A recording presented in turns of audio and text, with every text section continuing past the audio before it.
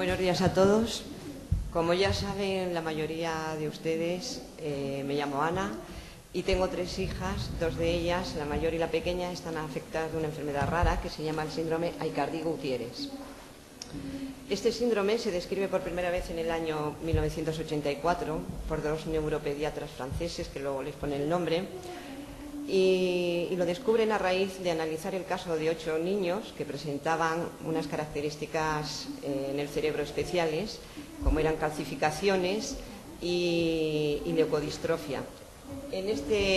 Hasta ese momento, este tipo de clínica solo se había asociado a infecciones intrauterinas, virales. Pero el hecho de observar que había en algunos casos consanguinidad parental y también la aparición de más de un caso en una misma familia les lleva a plantearse la cuestión de que podría ser una enfermedad hereditaria.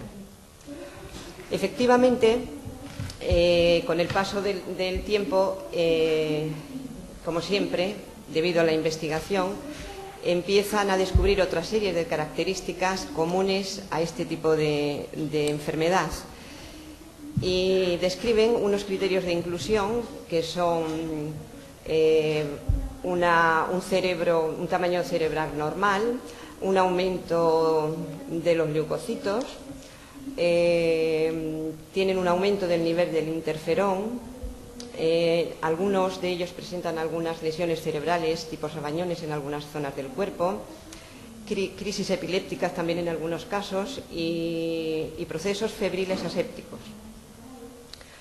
En 2006 identifican 4 genes que tienen unas mutaciones que originan este tipo de problema. Estos genes, muy brevemente describo cómo actúan, son encargados de generar una sustancia que se llama nucleasas, que son las que degeneran el ARN y el ADN normalmente en el cerebro. Cuando este proceso se interrumpe, el sistema inmunitario reacciona contra el propio ARN y ADN y entonces esto ocasiona que se formen esas calcificaciones en los ganglios de la base, que son unas zonas del cerebro que se encargan del movimiento y a veces se extiende también a otro tipo de áreas cerebrales, ¿no? Básicamente esas son las características clínicas de este síndrome. Es un síndrome que genera una alta discapacitación y aunque en general están muy afectados, algunos de ellos consiguen tener una buena comunicación, algunos de los afectados consiguen tener una buena comunicación y un funcionamiento neuronal relativamente correcto, ¿no? Sobre todo los que están afectados por el AGS2. Mi intervención se va a centrar principalmente en mi testimonio como madre y como cuidadora de mis 2 hijas y las dificultades que tuvimos desde el punto de vista diagnóstico y desde el punto de vista atencional posteriormente, ¿no? Mi primera hija, María Pilar, nace el 12 de octubre del 83, cuando todavía no se había diagnosticado el síndrome, y ella nace a término de un embarazo normal y de un parto natural. Aproximadamente al mes de nacer, ella empieza a tener una actitud de irritabilidad, rechazaba el alimento y le empiezan a aparecer unas febrículas que no eran importantes, pero que a nosotros como padres primerizos lógicamente nos preocuparon. Entonces, la visita al pediatra no significó nada porque nos dijo que no le encontraba nada y le mandó antitérmico. Estuvo tomando el antitérmico durante 2 semanas y a las 2 semanas, como la febrícula no se iba e incluso en algunos momentos subía, decidimos llevarla al hospital y la ingresan para un estudio. En el hospital permanece 45 días. Se le hacen todo tipo de estudios y como aparentemente no encontraban nada, lo que hacen es ponerle una dosis masiva de antibiótico. Antibióticos que iban en aumento y además cambiando. En un momento determinado deciden que deben hacerle punciones y le hacen 8 punciones en esos 45 días y se determina al final que tiene una meningitis decapitada, según los especialistas, por la cantidad de antibiótico que había tomado en el tiempo del ingreso, ¿no?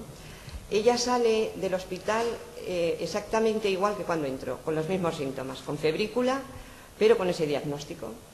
Empezamos un tratamiento de rehabilitación y de estimulación y observamos que tenía un retraso motor importante y que la afectación intelectual era menor. En el 86, 3 años después de nacer, ingresa en un colegio de educación especial que tenía cuidados integrales desde el punto de vista neurológico, de rehabilitación, psicológico, etcétera, hasta la mayoría de edad que ingresa en la unidad de centro de día. El 14 de marzo del 89 nace mi segunda hija afectada, Clara. El caso de Clara, desde el principio se vio que era mucho más grave que el de María. El mismo día de nacer observamos que tenía un nistagmus horizontal en el ojo izquierdo y que rechazaba claramente el alimento. Y cuando la dieron el alta del tiempo de nacimiento, ese mismo día ingresó en la UCI del centro donde había estado su hermana, con fiebre muy alta. El proceso que sigue es idéntico, más agravado pero idéntico. Punciones, estudios, antibiótico y al final el diagnóstico de salida fue infección indeterminada. Empezamos también la rehabilitación y la estimulación, pero claro, enseguida todos, especialistas y nosotros, nos dimos cuenta que el caso de Clara era mucho más grave que el caso de María Pilar, ¿no? De lo que se trata es que yo dé testimonio de toda la experiencia que me ha supuesto esta situación familiar y personal como madre. Bueno, pues debo decir que las reacciones emocionales ante el nacimiento y la situación de mis dos hijas pues fue completamente distinto, como pueden imaginar. En el caso de María Pilar lo aceptamos con total normalidad, sabíamos que estas cosas existen, que había niños con unas necesidades especiales y sabíamos que María, porque la llamamos solo María, la íbamos a poner solo María, pero como nació el día del Pilar, pues la pusimos María del Pilar. Sabíamos que María iba a ser distinta al resto de los niños y que nuestra vida como padres también iba a ser diferente al resto de los padres, ¿no? Entonces lo aceptamos con naturalidad, nos centramos en su cuidado, en procurar potenciarle y facilitarle todas las capacidades que mantenía. Y en 1987 pues nos nació nuestra segunda hija, que afortunadamente está sana y quiere ser neuróloga, está estudiando medicina, colabora en el Departamento de Neurociencia de la Universidad Autónoma de Madrid, de la Facultad de Medicina. Bueno, la reacción ante Clara fue totalmente distinta, claro. En principio fue de una incredulidad absoluta. Es que no nos podíamos creer que se repitiera otra vez la misma historia y además, según todas las indicaciones, iba a ser infinitamente más dura que en el caso de María, ¿no? Y así fue. La reacción de mi marido en ese momento fue también de aceptación, pero digamos que ocasionada quizá por la paralización que le produjo el impacto, ¿no? El shock del nacimiento de una segunda hija afectada de esta enfermedad. A mí se me pasó pronto, la verdad, pero ese sentimiento de incredulidad dio paso a un enfado tremendo con la clase médica, ¿no? No podía entender que después de 20 años de haber pisado la luna el hombre se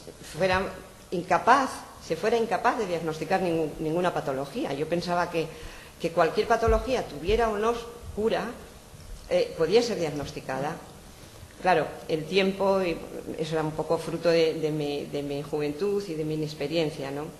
El tiempo después me serenó y entendí que eso era lo que había y que desde luego nuestra vida iba a cambiar radicalmente. Desde el punto de vista social, pues efectivamente tuvimos muchos cambios porque teníamos una disponibilidad de tiempo muy limitado, desde el punto de vista de pareja, teníamos muy poco tiempo para dedicarnos el uno al otro, estábamos muy centrados en nuestras hijas, en sus cuidados, en descubrir con qué medios les podíamos facilitar la vida o hacer que aumentara su calidad de vida. Y en ese sentido, es verdad que descubrimos en nuestro entorno y nuestras amistades reaccionaron, pues, bueno, de forma muy variada, en principio muy solidarios, muy comprensivos, pero a medida que pasaba el tiempo, y ellos también tenían niños, y esos niños se iban haciendo un poquito más mayores, pues parece que como que empezaron una huida hacia adelante, ¿no? Tomaron dos actitudes distintas. Por un lado, los que les daba miedo por esa cultura que tenemos en España sobre la discapacidad, ¿no? Parecía que manifestaban un miedo al contagio, ¿no? No sé lo que pasa. Y un segundo grupo pues adoptó una actitud compasiva, ¿no?